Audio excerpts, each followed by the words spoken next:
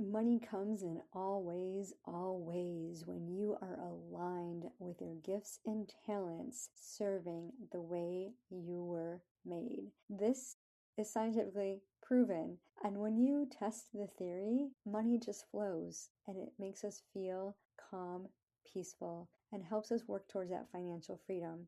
These are the conversations we are having in The Smell of Money, a community on School where we think about how we want our relationship with money to be. Plus, there's cash flow quickies to give you immediate wins. Members are saving $500 to $2,000 just by being aware of their money. Come join us. The link is in the description.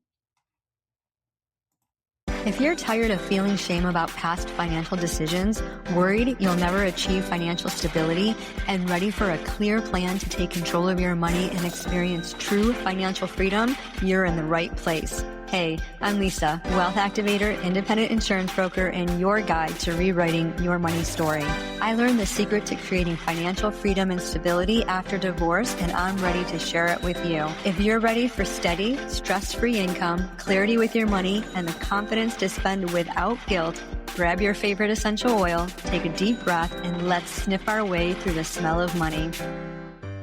Today, we have a special guest who is going to be sharing something that you guys aren't even expected. She doesn't even know what she's going to share yet. And this is what I love, these organic conversations about money, because no one's talking about it. No one's talking about how fearful we are with money. Yesterday, I hosted a Calm Cash Flow workshop with a group of 9 beautiful women, and they had one thing in common. You know what that was? Fear. Fear of if they invest in the wrong thing, they'll lose all of their money. Is that you too? If it is, come join us. Get rid of all the distractions, let your kids watch TV, and meet Cailen Ascher, who mentors heart-led women coaches to build sacred, sustainable success. For over a decade, she's helped thousands grow spacious, scalable businesses rooted in alignment and strategy. She built a $500,000 coaching brand with one signature program. And I know a lot of you are saying to yourself, I want to do that, but then you don't. Pre-show, we were talking about, there's 2 types of people. Which one are you? Come find out. Thank you so much, Cailen, for being here.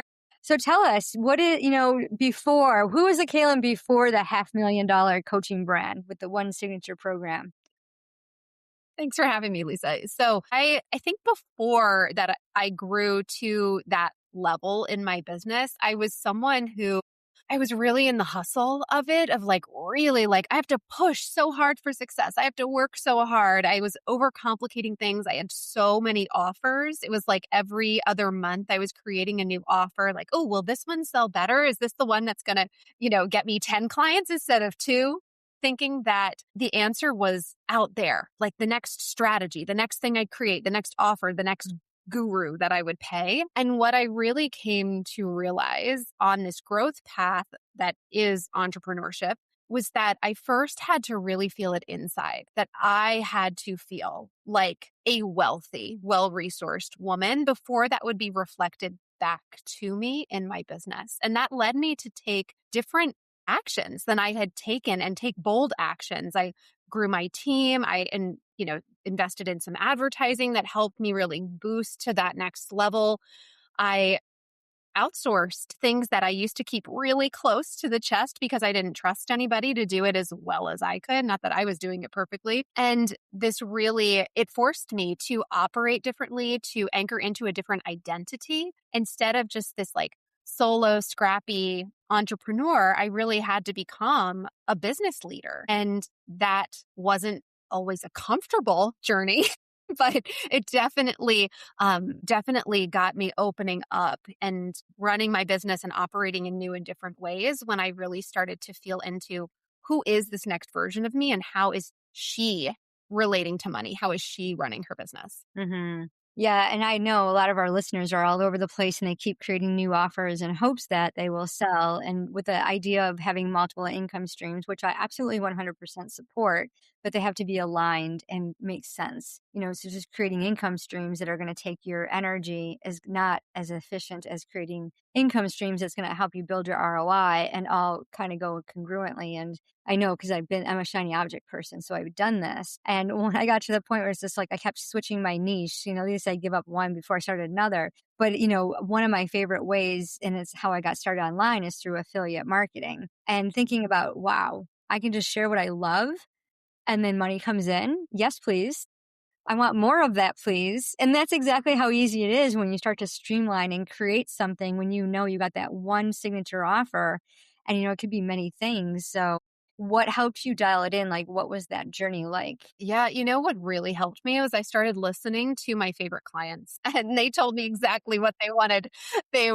So many of them were one-on-one coaches who were really feeling burnt out, scrambling for clients or full up with clients, but that it just wasn't a match for who they felt best as, right? Like they wanted these spacious businesses. They wanted to set their own schedule. They wanted to be able to have time freedom. And yet they were running themselves ragged, like filling up their calendars with these one-on-one calls all over the place. And what I had done at that point was shifted to a single group program, an intimate group program where all of my high-level clients were together on a single call per week. I'd coach them together and they loved being in sisterhood with one another.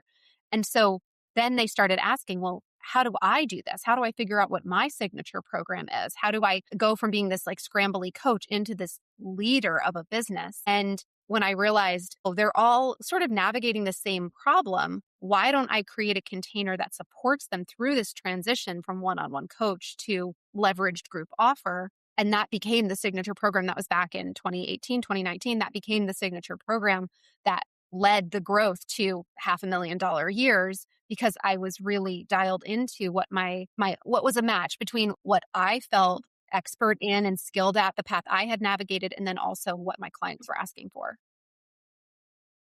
And then to sustain it. Let's talk about that. Because I know a lot of us get burnt out and we're like, yeah, this is wonderful, but I don't have any time for me and I need to make it more simpler. I need something that's going to give me that break so I can walk away and it still functions while I'm not there. Yeah. So to sustain it, I strategically looked at the pockets of my business where I was wasting a lot of my time and energy that wasn't really my zone of genius. And that informed who I needed to hire. I still don't. I don't have any full-time employees. I mean, I don't even work full-time in my business, but I have a lot of amazing contractors who are very dedicated and devoted. And so it helped me realize, you know what, sales calls are taking up a lot of my time and energy. And this, even though I can make sales, this doesn't feel like my purpose on this planet. And so that informed the decision of bringing on sales team. And then I was struggling with some of the tech pieces. I'm like, oh, I'm spending 2 hours doing this thing with my email marketing. How nice would it be for someone to handle this piece for me? And that informed bringing on that VA, that tech VA. And so it's always sort of like is it this the cart before the horse? Or, is this the right timing when we're hiring? But I think if we look at where we're pouring in time and energy that could be spent making money or planting seeds for making money, and we can hire someone for far less than we could be making, it just becomes an easier decision to land on when you look at what's actually going to support you in growing your business in the way that you want. And that's so important, and it's just listening to ourselves and saying, okay, this is what I want to do. And then finding the right support to be able to transition. So many of the listeners, you know who you are. You try to do it on your own, but then you invest in these small little cohorts, $27 here, $97 here, and you think that that's going to be the answer, but it's not. And then you feel frustrated and create a new offer. So what kind of experience did you go through to help you realize, yes, this is where I'm, we talk a lot about in the Smell of Money community, we talk a lot about calming our nervous system, getting it to the point where we're aligned with our intuition, our core values to make decisions to create this business that takes care of us, that gives us financial freedom. So what was your process like, and how you got there, and how you continue to keep yourself there? All those thoughts, the lies that we believe that come into play. Yeah. And this is the conversation I really love having. Before I was a coach, I was a yoga teacher and taught yoga and meditation. And so that piece of finding that connection within and anchoring into that internal steadiness and having that regulated nervous system was something that was deeply important to me, even before I had the language to really describe it. I'm just like, I feel great when I do yoga. Now, and I wasn't really even understanding fully when I first experienced it in class, well before going for my certification, what it was doing in my body. And so that has always been a through line all the way through my business journey of finding ways to tap into that connection with my vision, my voice, my values, my vibe. It's actually a framework that I teach from in my business because I think it's so important that we feel really dialed in to the important work that we are here to do, because it's not going to always be an easy journey. Entrepreneurship challenges us in so many ways, but if we really feel clear on our mission and the importance of that, even in moments when the clients aren't flowing in or the money isn't flowing in, we can stay steadfast and committed and get through that little rough patch to the point when the momentum shifts and starts delivering us back the things we've been wanting all along. And so for me, just to share my own personal practice, like every morning I'm sitting in meditation for 5, 10, 15 minutes. I'm doing journaling.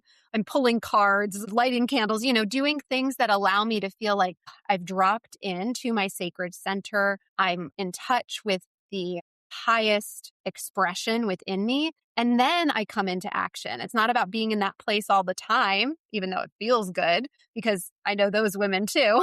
It's also about then channeling that into the conversations you're having and the emails you're writing and the content you're creating and the space you're holding on calls. When you're bringing that best self in, everything flows better and feels better. And so it's really important to me to have those daily touchstones of feeling that connection inside so that I stay committed to the path outside. And that's so important. A lot of moms don't take me time. They don't take that time to, especially if they oversleep and they're, alarm never went off, the kids are late for school, things are going crazy. Or even moms with adult children, like there's, it's like they don't know how to take that me time because they never really had to or got to. And it's like, wow, do I even deserve it? So a lot of mompreneurs will feel unworthy or not confident enough to instill that kind of routine because it's selfish. What would you say to them? I think, first of all, bringing some self-awareness to it is always good. If you're recognizing it as a pattern of like, oh, wow, I always feel guilty when I go to take 15 minutes for myself. Like just that awareness is going to help give a little space between you and that feeling that's coming up. But what I would challenge you to consider is if you are not well resourced with the money and the energy and the nourishment you need for your own being, how are you possibly going to steward a mission and a business that is going to not only, ideally impact your life in a positive way, but impact hundreds or thousands of other lives and generate hundreds of thousands or millions of dollars, right? Like if we are not feeling steady and stable and resourced in our own selves, how can we possibly expect the external to expand beyond what we have capacity for? Mm-hmm. So for me, it really feels so fundamentally essential that I have those touchstones. And it's not like I sit for 2 hours in meditation. It's like, eking out 15, 20 minutes sometimes. But I feel like it's so important because it affects the way I show up as a mother and as a coach and a business leader and in my friendships and in my partnership. And all of these things are impacted by having that opportunity to connect with myself first. Thank you for sharing that. I hope you guys out there listening heard that. If not, hit that rewind button and listen and take notes. It's so important. Me time is not selfish time, and it actually boosts the ROI in your business. So if you're thinking about, oh, I want to make X amount of dollars, how do I do that? It's not purchasing another program. It's using the tools that you already have, but it starts with taking care of you first. So remember that. If you want to increase ROI, you want cash flow to come in, it starts with you. So Cailen, tell us I'm curious about the one-to-one to group coaching. I know a lot of coaches want to make that transition. I'm going into making that transition, and it's a bit of a challenge, because everybody wants that personalized coaching. They don't want to share their information. So how does that transmission happen smoothly? And I imagine there's a secret for the coaches too. Yeah. So the way I suggest navigating it is not necessarily just like walking away from one-on-one coaching, dropping the ball with that and starting fresh, right? Like making it as smooth a transition as possible so your nervous system doesn't go haywire, and giving yourself a deadline or a timeline for when you want that first cohort of your group program to begin. So then you can reverse engineer backwards from that date. I also like to remind coaches that sometimes they compare their new baby group program to the ones they see out there that have been around for years, if not decades. And it's like, how do I call in 50 people? How do I call in 500 people? It's like, no, let's think about 5. Like, how could we get 5 beautifully aligned soulmate clients into this container? But how awesome would it be to have 5 clients on one call rather than 5 one-on-one calls all over your calendar? And so what I often recommend is, as you're making this transition, that you not eliminate one-on-one.